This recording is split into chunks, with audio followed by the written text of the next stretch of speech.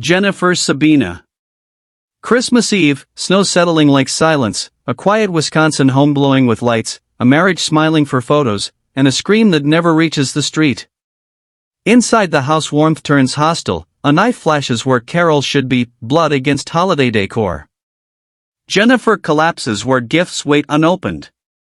Outside the world believes in peace, inside something savage unfolds. Her name becomes a headline before midnight, but the story begins earlier, subtle fractures.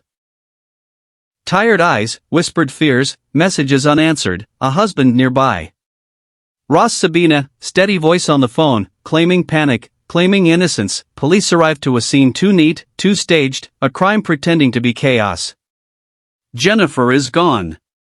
Christmas is ruined forever, and investigators feel it immediately. This was not random, this was personal, and someone in that house knows exactly how she died. Ross Sebena, grieving husband, controlled, almost rehearsed, he says an intruder came. A stranger ambushed them on Christmas Eve, a lie wrapped in terror. Detectives listen, measure every word, the wounds tell a different story, precise, repeated, rage without hesitation, no forced entry, no footprints in fresh snow, no broken windows, just Ross standing untouched, claiming he fought for his life, yet no cuts, no bruises, nothing. Jennifer's phone reveals drafts never sent, tension creeping into marriage, arguments masked by routine, financial stress, jealousy, fear. The house feels like a stage after the actors leave, every detail placed, every second accounted for too carefully. Detectives exchange looks. This wasn't an ambush from outside, it was waiting inside, and Ross is the only person who never left the room. Friends remember her laugh, her caution, her growing unease. She had confided doubts, worries about control, about anger simmering under calm. Text messages surface, fragments of fear, not enough alone, but together they whisper a warning. Investigators retrace the night, dinner, television. Christmas approaching midnight, then violence erupting without warning. Ross insists he blacked out, insists on chaos, but forensic timing disagrees. The attack was fast, intimate, deliberate. No hesitation marks, no mercy, blood patterns show direction, purpose. Detectives feel the weight closing in, yet Ross remains free, walking the same snow-dusted streets, attending vigils, crying on cue, while evidence tightens like a noose, and the question hangs heavy, if not a stranger, then why Christmas Eve? Digital footprints awaken, phone records, deleted searches, quiet preparations, not panic, planning. Ross's story shifts subtly, details rearranged, timelines bending.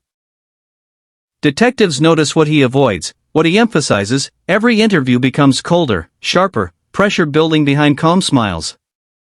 Jennifer's family waits, devastated, demanding truth. Prosecutors begin to shape the narrative, love curdled into resentment, holiday expectations exploding into rage. The knife becomes the voice. Christmas lights blink while jail doors loom. Ross finally breaks, not with tears, but with contradictions. The intruder dissolves, replaced by silence. The house no longer hides him, and the case pivots from mystery to inevitability. Yet one final question remains unspoken. Was this a moment of fury, or something planned long before the tree was lit? Courtroom lights replace Christmas lights. Ross Sebena stands exposed, evidence stacks relentlessly, forensic science, digital trails, expert testimony dismantling his version piece by piece.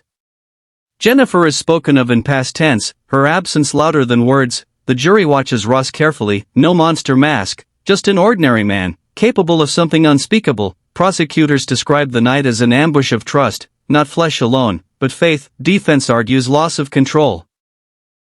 But control was everywhere, in the wounds, in the cleanup, in the lies. Deliberations stretch, families hold breath, snow falls again outside, echoing that first night, and when the verdict arrives, guilty, it feels both final and incomplete, because punishment answers how, not why.